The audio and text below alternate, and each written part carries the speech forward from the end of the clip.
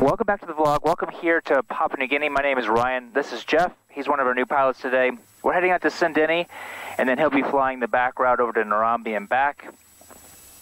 But anyways, he's going to be doing pilotage today, and so he'll be doing all the radios and working on the charts and just kind of getting a mental picture of what Papua New Guinea looks like on the way out there. So let's go ahead and get started on this 26-minute flight or so.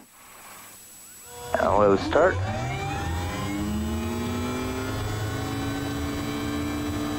Introduce my fuel. Oil pressure's coming up, fuel flow's coming up as normal. Nice on 30%, looking at the ITT. And it peaks out at a nice cold start of just 560. Oh, that's really cool. We're going out at what altitude? I think I put in 8,000. All right. Good morning, Goroka Tower, November Tango Echo. November Tango. Say again, call sign? November Tango Echo. Good morning. November Tango Echo, Goroka Tower, good morning. Yeah, request taxi Sindini 2 PUB. Taxi 17 left, enter backtrack line up, QNH 1019. 1019, enter backtrack and line up 17 left, November Tango Echo. Kind of hazy off the end of the runway, but... Yeah, it is. Although you can still see the mountains down there, and that's like 10 miles, so it's just making it more challenging for you. Just, yeah, for my pilotage. Goroka Tower, November Tango Echoes, ready for departure. 7 left turn, clear to take. Clear for takeoff, 17 left turn, November Tango Echo. Alright, ignition condition, flaps 20, fuel and harnesses. Checklist is complete. 1390, rotate 56.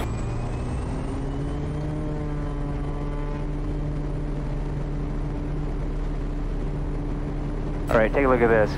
We're at like 1390 right here, 720 on this. That's what I'm saying, about halfway down the runway. And then we're airborne. Oh, we're really late today. Then haven't touched anything and we're still within just 2 degrees Celsius. That's an easy way to look at when you're bouncing down the runway, is just the 720. Well, that makes a lot of sense. Because that number's going to change every time, and as you're bouncing, you might forget what your actual torque was. Where 720 is always the same number every time. Okay, this is going to be fun because there's a lot of clouds on the tops of the mountains, which is going to make it a lot more difficult for you to determine which one's which. Where we're at, sure. Yeah. So I did put the heading book in there. I guess I did program the GPS so you could... Yeah, we're going to clear out that flight plan here in a second. Clear that, and then you have nothing to look at. No boxes or anything. All right, and you're welcome to give them a call whenever. All right. I'm just going to keep flying straight until you tell me which way you want me to go. Let's go to the heading back. Okay. Actually, we're going to have to go around that mountain there, so we'll have something like that. Okay, sounds good. Goroka Tower, November Tango Echo is 3 miles to the southeast, 6,600 on climb 9,000. Departure time 08, and expecting Sindini 34. November Tango Echo, copy. Contact Moresby 120.7, now contact 662215 southeast. 120.7, 6622, and what was it, Wait, at 15, November Tango Echo. It's going to stay at 6,500 because there's a potential that these clouds are going to probably drop back down until we get through these mountains, and then they might rise back up. But yeah, so we might not even have to go a little bit lower. Okay. But I think that we need at least around like 7,000 to 7,500 on the other side. Because there's, yeah, we got the next bridge through. So hopefully the clouds are not touching those ridges. So we have one of two options. We can go this way or this way. This way is a lower route than this way by at least 1,000 feet. You know, kind of what I'm seeing, to be honest with you, is I think this would be a better route. Then let's go that. You want to go that way? I do. I want to go to the... Okay, let's do that then. just as far as visibility at the ridges and whatnot versus visibility over here, I'm just saying this looks easier. So some of this too is like smoke mixed in. Okay. So all that like low and like kind of more the yellowy look is probably just residual smoke from leftover from yesterday. Then you mix that with clouds and it just really makes visibility difficult.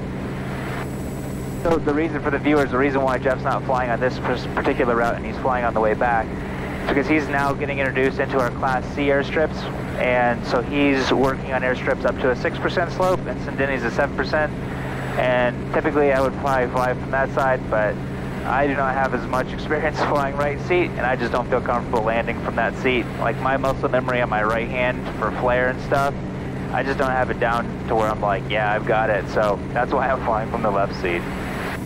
So this particular route, if we look here, we've got these little tiny mountains here, right where the clouds kind of stop on the ridges. To the right of that, you can get through there at like 6,100 feet or something, I think, at the lowest, and then you can just go down the valleys into the big valley.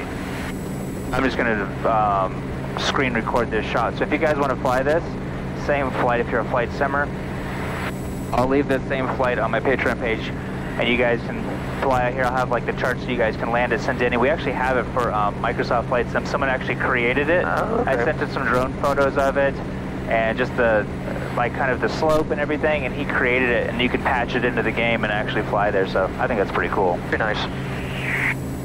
And we have some even on the ground videos. So if you're interested in those kind of videos, I also do that. Put it on the Patreon page so you guys can see what it looks like on the ground, and yeah, what people's houses look like there and stuff. Alright, so I'm just going to fly the heading bug until you tell me what to do differently. And I'll just climb and descend as I feel necessary until I feel uncomfortable or need to say something, but I don't think that'll be the case. I love these kind of days where it's overcast. And it just makes flying just a little bit more interesting. Like you have to do something different than other than just fly straight out there. We'll go ahead and head over the valley this way. Okay. And as we fly up these valleys, you can let me know, I want to fly on the left side of the valley, I want to fly on the right side or the middle or whatever you want me to do. What would you like me to do here? I'd like you to kind of hug on this side so that we can kind of see up this valley a little better once we get around the corner. I am seeing, yeah, definitely more space.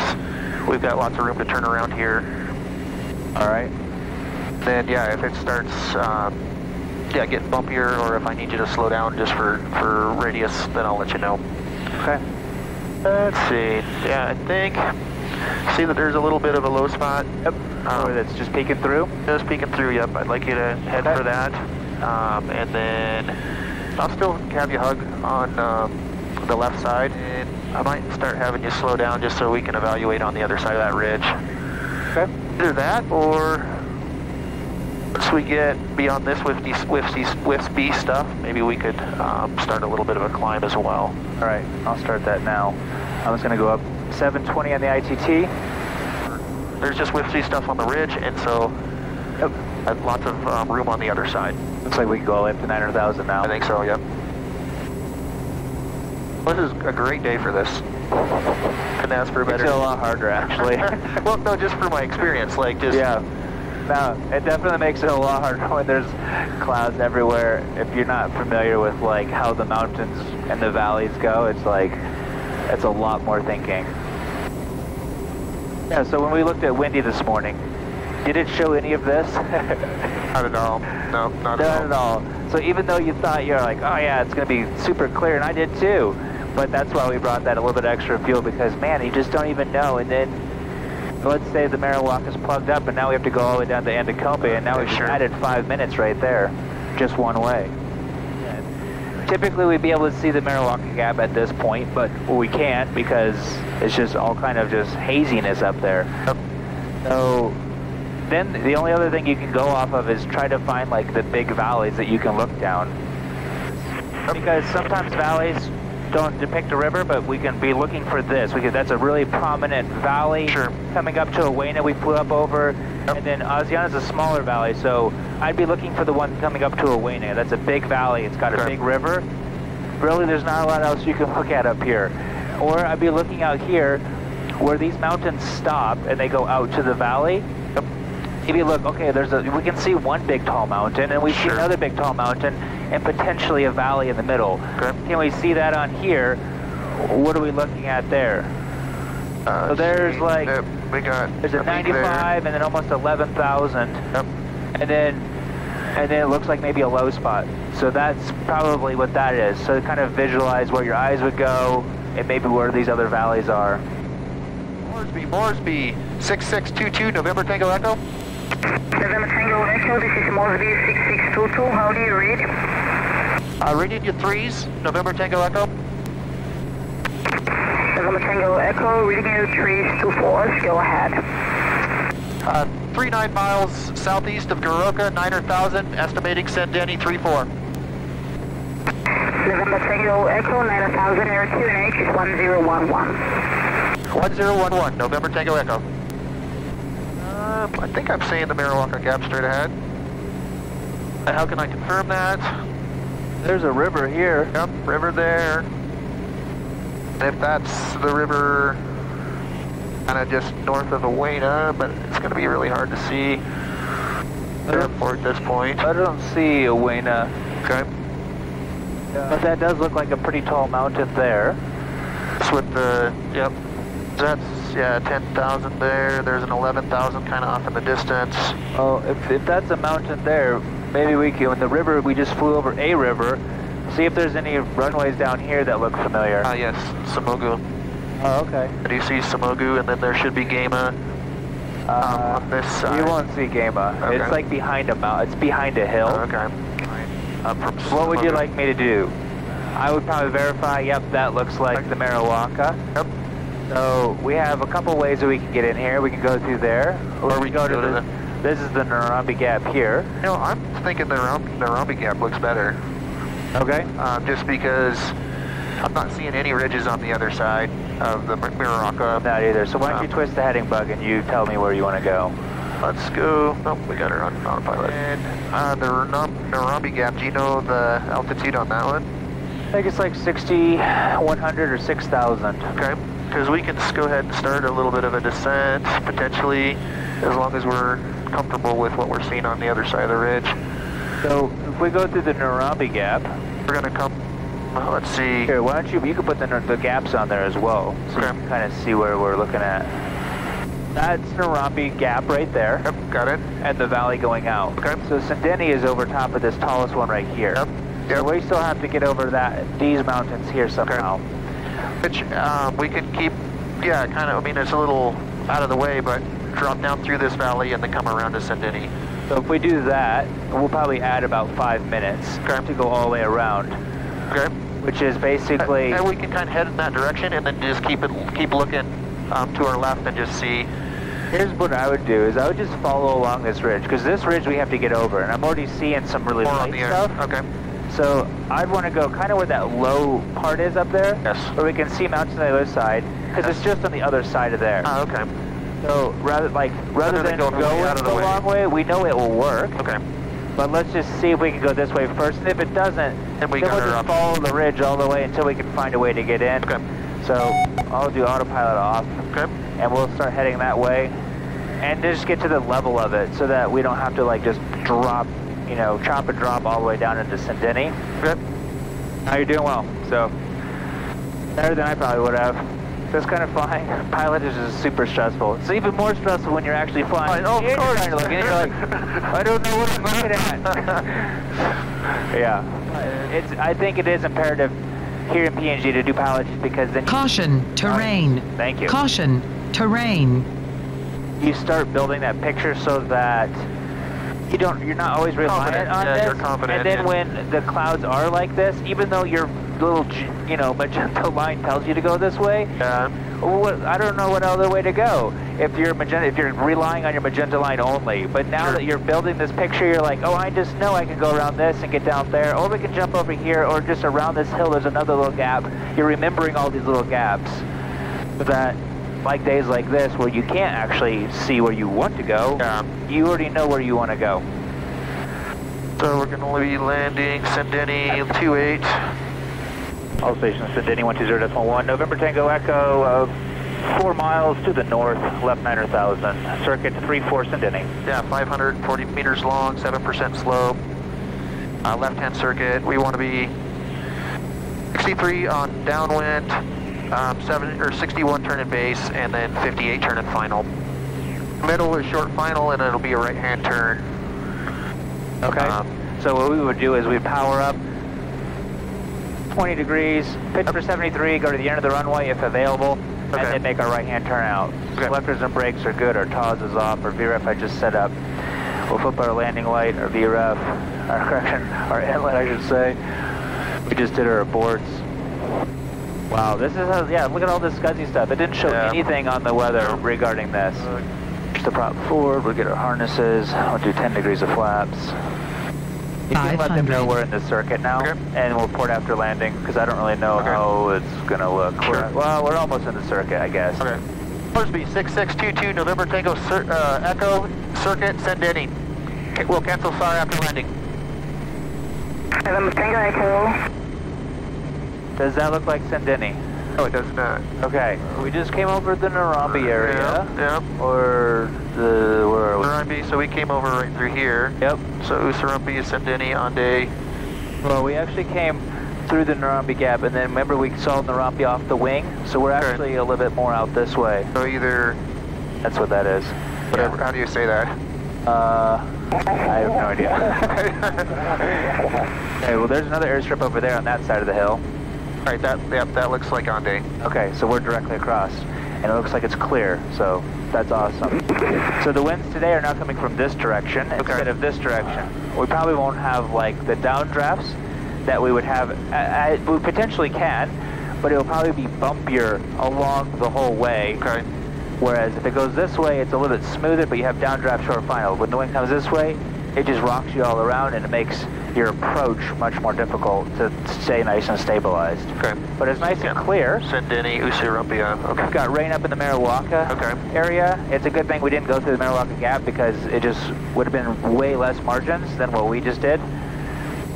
All stations, Sendini 1207, November Tango Echo in the circuit, Sendini. We'll want to try to turn around as quick as we can, won't we? Just, I mean, it now doesn't you feel look about like the rain coming in. And we won't like dilly-dally on the ground, but I don't see that, like, if it was like up in, if the clouds were up against these mountains here, and they were lower on this side, yes, we'd be like, come on guys, let's get out of here now. Because I have had it to where, like, the clouds would just move in really fast. But because the clouds are at the top of the hill, which is like a couple thousand feet above, I'm not as concerned as I would be. So looking at the windsock, it's limp. I don't see anybody on the runway. It doesn't really look wet. I see one person up at the top, but they'll probably be getting out of the way. There's our pattern altitude. We've already got 10 degrees. I'm gonna just start slowing on down now. Still got 8 knots coming out this way now. We wanted 64, 74, and 84. 84 and downwind. Yeah, winds are calm on the ground. I'm just going to hit my heading bug so that I just know I'm perpendicular with it. For the time being. We'll go 20 degrees of flaps. Prop and harness. We're good to go there. 84 knots. This ridge is about usually where I turn.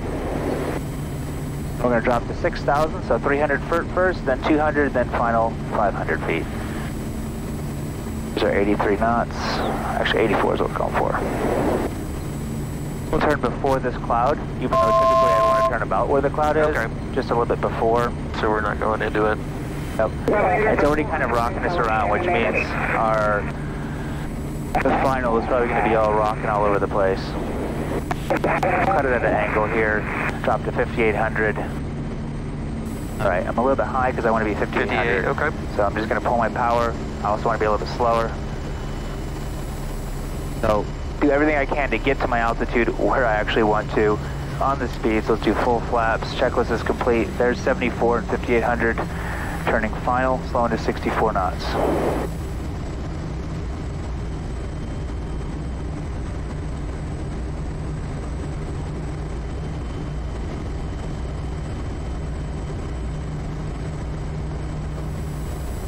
So that brown patch, I basically just want to touch down just past that brown patch, which is just kind of a beam the windsock. Okay.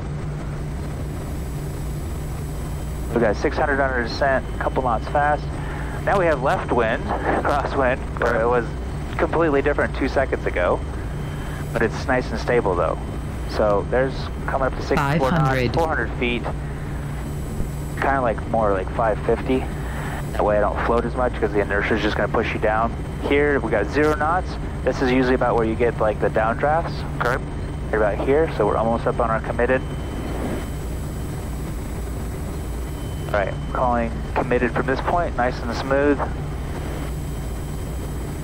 500. Breeze on the runway.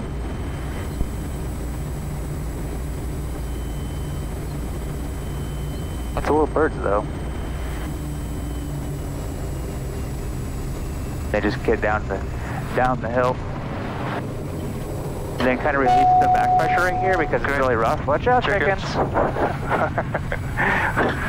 Moresby 6622, November Tango Echo, on the ground, cancel SAR. November Tango Echo, thanks. All right. Yeah, they put it right where I need to park. And I can't even take their coffee today. Maybe they're leaving it out for MAF, I don't know. Well guys, thanks so much for taking the time to watch. Hope you guys enjoyed that pilotage flight out here with Jeff and I. If you did, give it a thumbs up. Like I said, we're going to be picking up the people here, heading over to Moresby, back up to Goroka. So thanks again and have a great one.